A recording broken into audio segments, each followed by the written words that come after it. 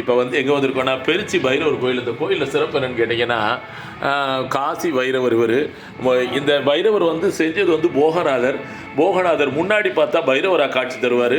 பின்னாடி பார்த்துட்டிங்கன்னா, பின்னாடி தீபாவளி காமிச்சிங்கன்னா அப்படியே தண்டபாணி சுவாமிகள் எப்படி வந்து பழனியில் இருக்காரோ அதே மாதிரி காட்சி தருவார். இப்போ அந்த அருள் திரு காட்சியை தான் நம்ம பார்க்க போகிறோம். ஓம் நமச்சிவாய, ஓம் நமோ நாராயணாய். எல்லா பைரவருமே கல்லில் பண்ணது.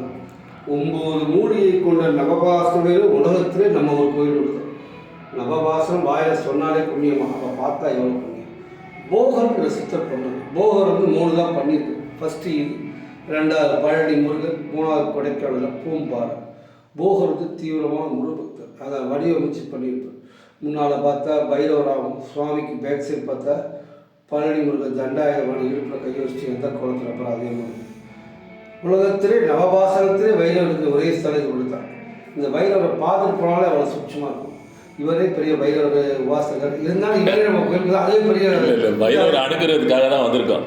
பைரவர் தான் பெரியவர். பூர்வ சங்கல்ப பிரகாச சித்தேத்தம் பைரவாய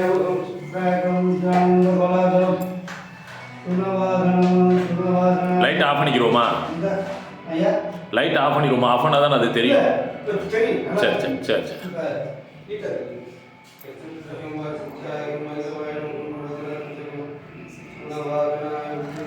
முன்னாடி தீபம் காமிச்சா பைரவர், அந்த தீபத்தை பின்னாடி கொண்டு போயாச்சுன்னா தண்டபாணி, பழனியில் போகர் செஞ்ச தண்டபாணி மாதிரி இருப்பார். சுவாமிக்கு முன்னால பார்த்தா பழனி முருகராகும், சுவாமிக்கு பேக் சைடு பார்த்தா பழனி தண்டாயுதமான இடுப்புல கை வச்சு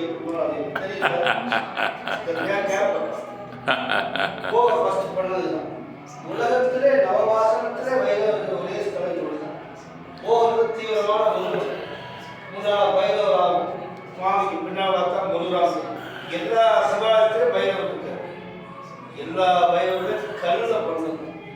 9 மூலிகை கொண்ட நவபாச பைரவர் உலகத்தில் ஒரு கோயில்.